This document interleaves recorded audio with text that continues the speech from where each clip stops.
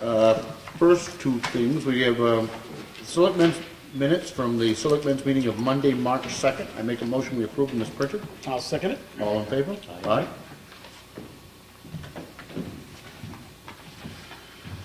And we have the minutes of a Selectmen's workshop which occurred on Monday, March 2nd. I make a motion we approve them as printed. I'll second it. All in favor? Aye. Aye.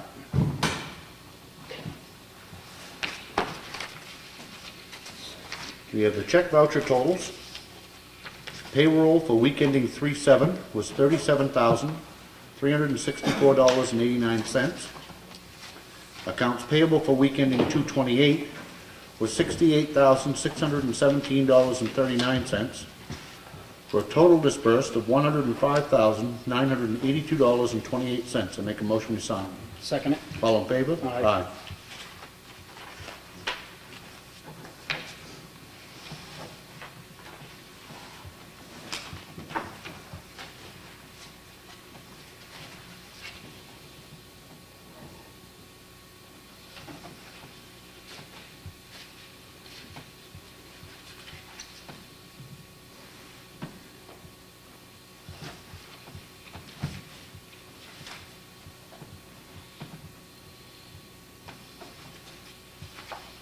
Okay.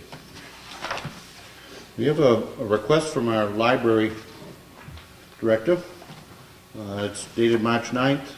Board of Selectmen, the trustees of the Ossipee Public Library are requesting that $2,091.52 from part-time wages be moved to library expenses so that the library may pay the latest fuel bill. We gave back unused appropriated funds from 2014 and at the beginning of 2015. Due to the extreme cold winter and an increase in the electricity rates, we are finding we do not leave ourselves enough of a cushion for these extra large bills coming in the early months of 2015. We apologize for any inconvenience this may cause, but are confident that this one shift from one budget line item to another should take care of our bills. Thank you for your consideration. I have absolutely no problem with this. You? No problem. I guess we'll just okay it. I'll make a motion that we okay that and then communicate that to Elaine, so she can make whatever adjustments she needs to. Second it. All in favor? Aye. Thank you. Thank you. Kind of understandable with the February and first part of March that we've had. We have a request for abatement. This is on a timber tax operation, and it's the estate of Wendell Thompson. The tax was $624.56. Our assessor is recommending that we deny this abatement request. The taxpayer filed an appeal for the timber tax issued on operation on number 14-357-23 in the amount of $624.56. The reason for the abatement request is the taxpayer believes the stumpage value for the timber cut was less. They provided a stumpage value list from a forester but have not supplied the mill slips. Our assessor recommends we deny it, as the stumpage values used were derived from a New Hampshire Department of Revenue Administration. The timber clerk and the town administrator each verbally requested the mill receipts for this project, and none have been supplied. Finally, the difference in timber tax, regardless of which stumpage value is used to calculate the tax, is $16.54. This is hardly an overburden of tax in his opinion. Based on the information provided our assessor, I make a motion that we deny this abatement request. No, I'll second it. Any discussion? No. All in favor? Aye.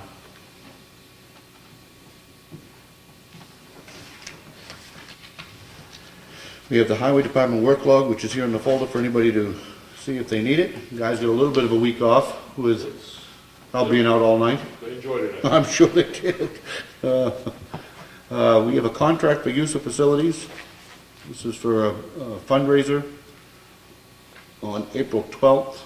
The schedule has been okayed by Peter. They have made a deposit for the key and cleaning. I make a motion we approve it. I'll second it. All in favor? Aye.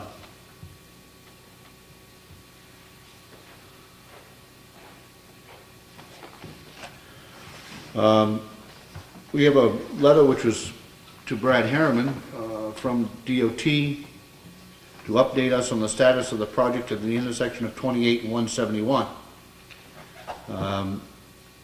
The lack of federal funding has caused them to delay many projects throughout the state, and unfortunately this also includes ours.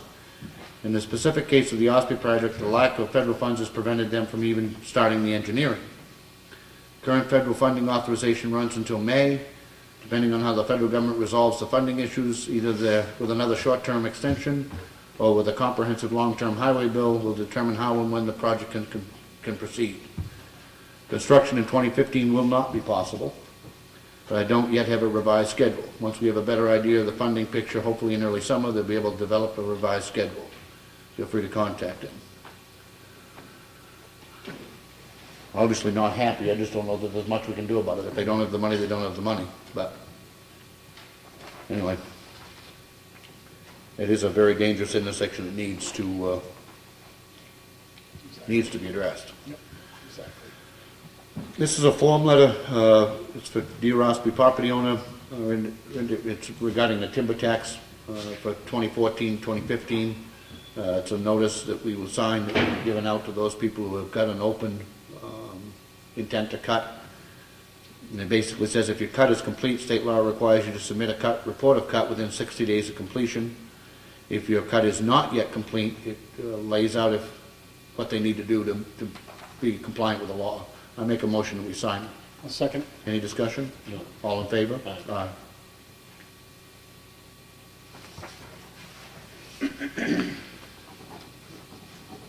Last week's meeting we brought up being notified by the state of their intention to turn off nearly all of the street lights around several intersections in the town of Ossipee.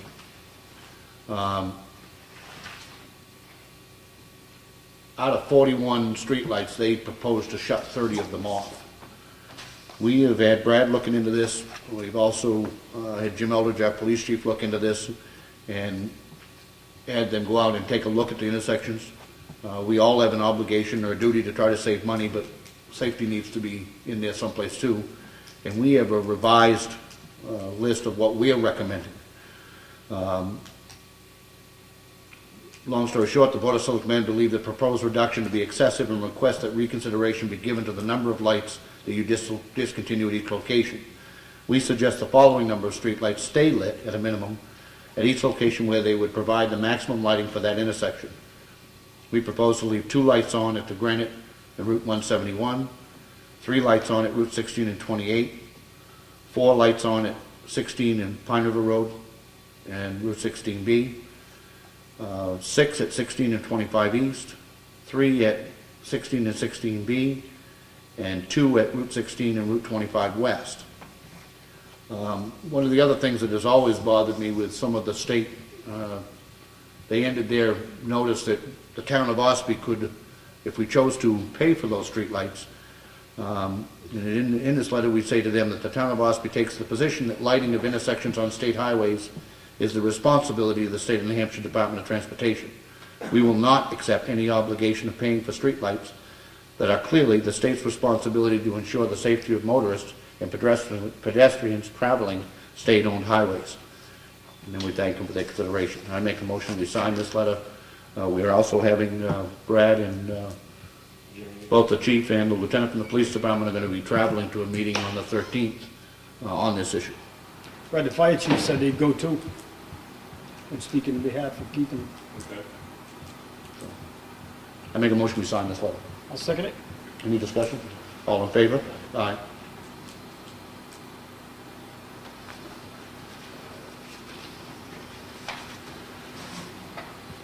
We have a notice, I don't know what necessary. Did you all have a chance to read this about the assessment of the telephone poles? Yeah. Long story short, there is a bill before the legislature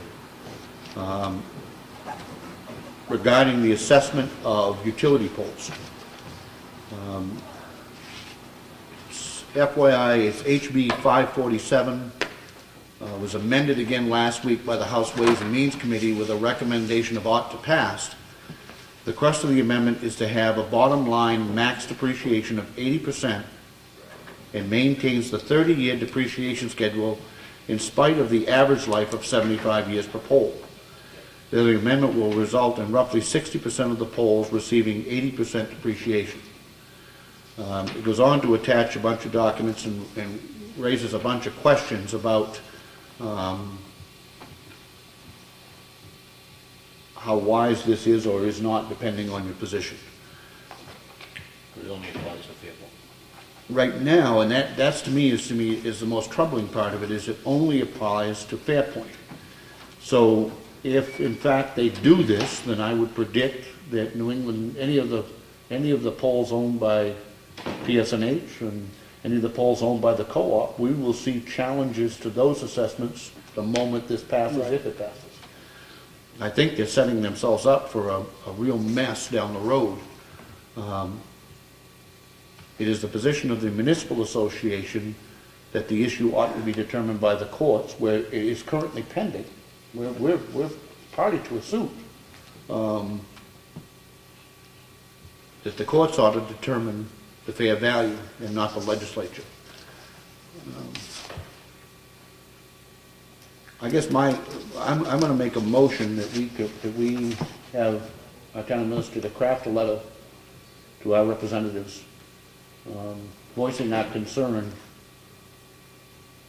with this legislation, in the sense that it is muddying the water, not clearing it up, and that the determination of value ought to be determined by the court where it is already pending.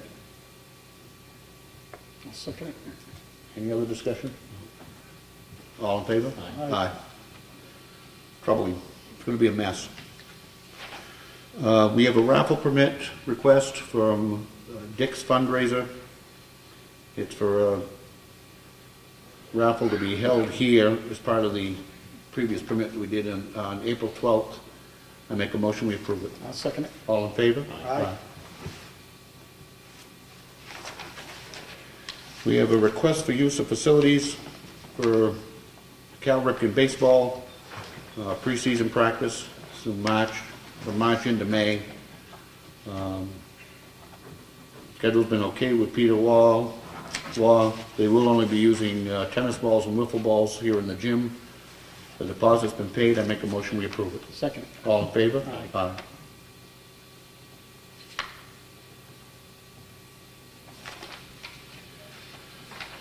We still have the letter in here from the Lakes Region Planning Commission. Ski, any interest? Our meeting is next week. Next week, You okay. can call me after, before, All right, I'm going to leave that in there. I'll get back to you. I Okay. have it in the agenda. Okay. We have a memorandum that I want to discuss or bring up. And it's to all department heads, budget committee, cemetery trustee, conservation commission, dog officer, emergency management, library, trustee of trust funds, planning board, supervisors of the checklist, water and sewer commission, zoning board of adjustment. And it's from the Board of Selectmen, and it's regarding correspondence to the Board of Selectmen. Dated March 9th and starting March 10th. All correspondence to the Board of Selectmen should be addressed and forwarded to the attention of the town administrator. The town administrator will evaluate and schedule discussion as necessary with the Board of Selectmen for any action required. This effort is necessary to improve the communication between all departments, the town administrator, and the Board of Selectmen. It's not to put up any road barriers, it's to actually smooth things out. What is happening is some people are going around our town administrator to members of the Board of Selectmen, and then it doesn't get scheduled. We're hoping that this will streamline, so that if you want to bring up an issue to us, get it to Ellen. She will make sure that we get it, and if it's an emergency, you can call for an emergency meeting. We're trying to streamline that process. Any other discussion on this memo? All in favor of signing it? Aye.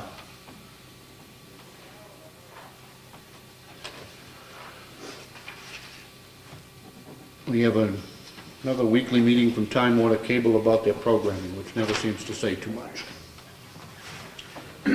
That completes the red folder. Old business. We've talked about 28 and 171.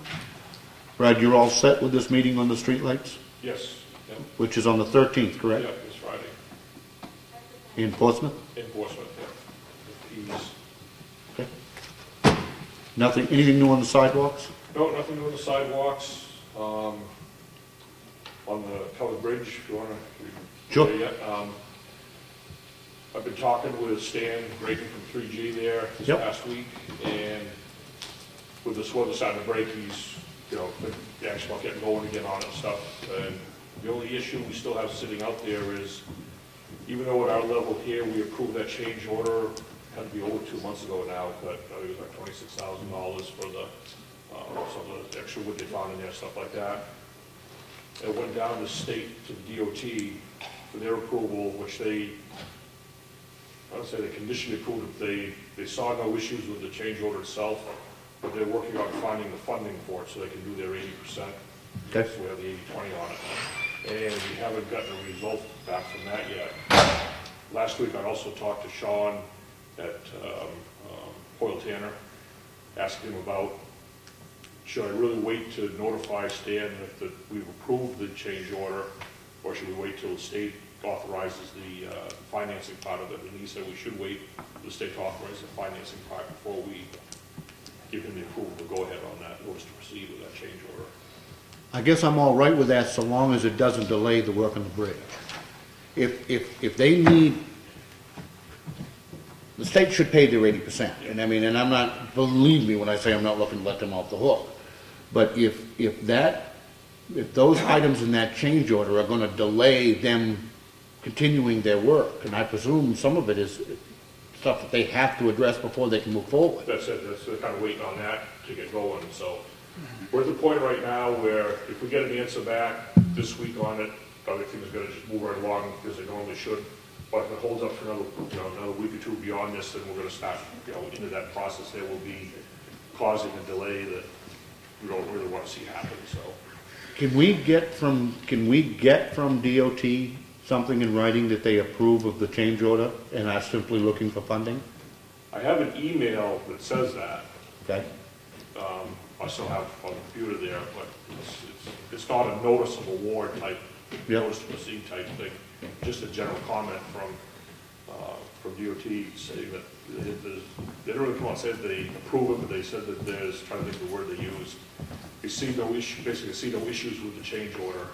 I think they're going to work on the funding part of it, so. Why don't you see if you can get something a little bit more concrete out of them? Yeah. And tell them, we understand if they're having trouble finding the funding, that's okay. But so it does not delay the project, if they can give us some more of a conditional go-ahead, I guess my point is that we have the funds in that Right. account to continue the work, and we can get the reimbursement as it comes. But I don't really want to see it delayed. No, I don't either. I want to make Enough sure of that that. if we do proceed before the funding is set up too, make sure we're not jeopardizing it either. Correct. In getting it, And it seems to me, if they approve of the change order, but are simply trying to find the funding, then that ought to be agreeable to them. So see if you can't Brought them along, firm something up on that. do that. I hate to see any delay in that. I want to keep that going. Still have progress. Been delayed long enough. It's still scheduled for the 19th, yeah. Okay. Anything else on the covered bridge? Nope, that's it. Okay. Public input. Ski. Just a one minor thing. When you gave the payroll amounts for the week, it's just a thought went through my mind. Do you include the water and sewer payroll in that? Yes. Really? It's not a town payroll. It's paid for out of our payroll accounts, correct? You're reimbursed. So it really doesn't come out of your money. We It's pay still, for it. but it's still, it would come back as a revenue. Under a revenue, but the fact of the matter is, we have to approve the disbursement of every penny. So when we approve that disbursement, it includes payments to the water and sewer. Now, it will come back in, you're absolutely right, from the water and sewer department on a revenue, but it still has to be approved going out. This seems strange. Well, if you think about it, I think it's correct. It's accountability. It's about, yes, you've approved it and it's come over here and then we've approved it before it's paid. Because until we sign off on it, no check gets issued. And I mean, those are simply batch totals. It organizes them, some of them into the IRS, et cetera, but we review every single bill, whether it's a $20 light bill, and initial it before it's authorized to be paid. And That's something like it's it's all of the town's expenses and income and everything. Correct. Which we are part of, because You are. according to the bottom line on the, Fire departments are the same way. yeah, okay, all right. I just had to ask though. Yeah, no, but it would come back in on the revenue on the other side, but the actual expense has to be approved. Anything else? Not for me. Ooh, that's an easy week. Well, I haven't been feeling well, so I haven't been writing up any questions. Okay. Anybody else have something under public input? Yeah. Yes, Ed, sorry. Those of you that don't know, I am your state representative, and you mentioned HB 547. Mhm. That's going to be heard this Wednesday. And interestingly enough, the bill came to committee, and of course, in a committee, you have a majority opinion, you have a minority opinion. And it seems like you would have the minority opinion, that you would like you'd like to wait until the court finishes. Because the committee voted 14-7 to ought to pass. I'm certain, from what I've heard, this bill is most likely going to be debated, Yep, but it's going to be an up or down yeah. at the end on Wednesday. I knew that it was down there. I was kind of surprised with this last amendment, and that's the problem, because sometimes the amendments happen so close to when the vote happens that people don't get a chance to really weigh in on them to the degree that they ought to. To me, the most poignant point that is brought up, two things. They said a 30-year depreciation on the value of the pole, when everybody agrees that the poles last 60 to 75 years. Well, then why would you depreciate them at 30? What that automatically does is it 60% of them end up being more than 30 years old, so they are depreciated at 80%. The second part of it is that it only deals with utility poles owned by Fairpoint. Yeah. I think they're setting us up to turn around and have this whole debate again several times, because there are cable companies that own poles. Here in town, we certainly have poles owned by PSNH, well now it's Eversource. We have poles owned by the co-op. All of those values are going to have to be revisited too. It doesn't seem to make a lot of sense to me. It says in the minority report that they felt that even the committee didn't have really enough time to analyze this bill, and there was very little, if not any, municipal input on the bill itself.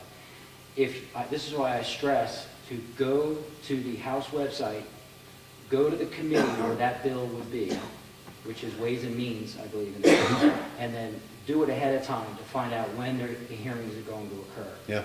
At the municipal level, so you can go down, or you can just write a letter and contact and give your opinion. Because most of the time, not that many people from the public show up. Well, but if they offer a substantial amendment, which this one did, a week before it goes to vote, somebody's going to have to be pretty diligent to be watching that. To know that it's even coming up. We've had bills where the committee says ought to pass, and then while we're on the floor, ready to vote, someone offers an amendment. Now, the public never saw that amendment, only the House did, and then they vote on an amendment. Yeah. So it changes the tenor of the bill, and it changes the legislation in a way, and then the public really can get any input on it. That's sad. I That's think not that's the. always been that way. Do you know why the majority of the committee thought it ought to pass?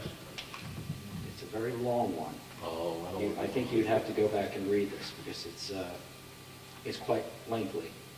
But I can read it over there, and I'll give you. I was just curious why they liked the bill. Have Well- you ever put the amendment on? I do not. It's a 2-to-1 vote for it, that's all. A majority of the committee agreed and voted the amendment and bill ought to pass with the amendment, and that the legislature should take the lead in fixing this issue by stating its intent when defining parameters for assessing poles and conduits. They don't, it may say that, but then again, they're only addressing Fairpoint. Yeah. Must have been an obvious there somewhere. Fairpoint has some suits out think? there right now, and I realize that they're trying to get some, that's what's in court, is the suits for Fairpoint. But it still appears the legislature's trying to jump the ship here and do something when they ought to be waiting for the courts. But I also don't know who actually offered the bill. because it says the original bill is an attempt to deregulate telephone companies and to restore an exemption. So it sounds like somebody asked the company, or the companies, to put the bill in. So that would be a lobbyist. Now, it says here that you depreciate the poles down 15 to 25%. Is that accurate? We use the DRA suggested values. Is that 10, 15%? I think it is. Now, there's also the House calendar. So if you go to the House website, you'll see House representatives, and then you'll see another selection that says journals and calendars. If you click on that, it shows you exactly what's going to be in the House in the next session day. The calendar comes out every Friday, and that's what's going to be verbatim going down the list on that Wednesday.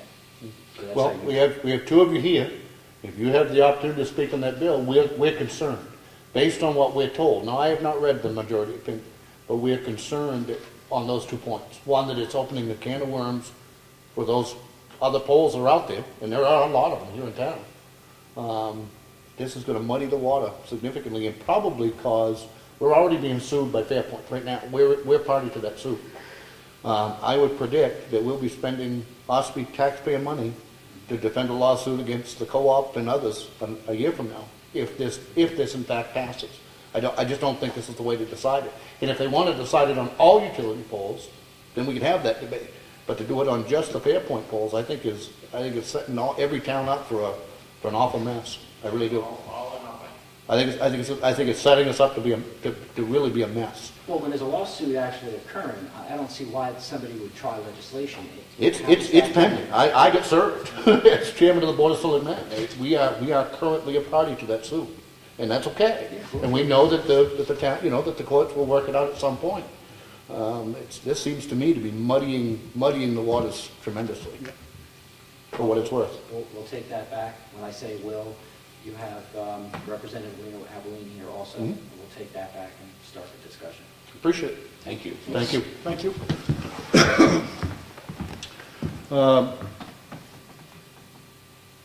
We don't have any need for a non-public with Kelly tonight.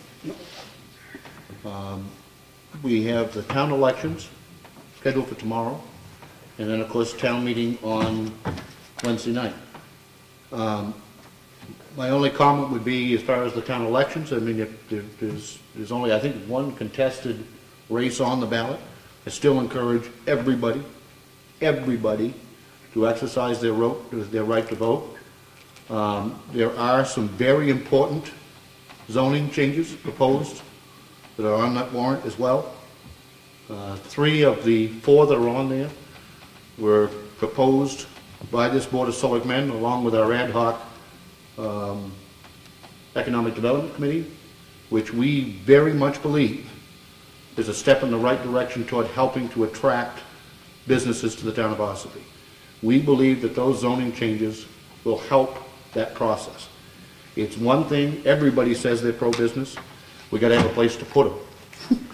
It's one thing to want them, it's one thing to invite them, but this relaxes 2 or 3 restrictions which we believe have prohibited economic growth. And it's very important. If you want to do something about your property taxes, the single biggest way to do that is to attract commercial development and, in the process, provide jobs, much-needed jobs, to our residents. So I certainly hope that people will support those zoning amendments. Town meeting again, Wednesday night, 6:30. The more the merrier. We have worked very, very hard through this budget cycle. It started with our department heads who, quite frankly, came to the table with what I believe overall were very responsible budgets. We have made some cuts and we've made some adjustments. This board has tried, through efficiency, to continue to deliver the level of service that we've all grown accustomed to and save money. If the warrant is to pass tomorrow night, as it is presented, we will raise, Wednesday night rather, we will raise $105,000 less by taxation this year than we did last year. I don't know when that's happened before. In fact, if the regional ambulance passes, it will be more than that. But just on our operating budget, combined with the warrant articles, $105,000 less than last year. I hope people will come out, hear what's going on, and support the warrant as it's printed. Anything else to add? I just mentioned the voting time because there is articles in the newspaper that have it from 8 to 7, and it is 10 to 7 tomorrow. They don't open till 10 a.m. And we certainly want to encourage people to come. Anything else, Bob? Nope, I don't have anything. Ellen, anything? Anybody have anything else? I don't. Make a motion to adjourn. I'll second. All in favor? Aye. Thank you.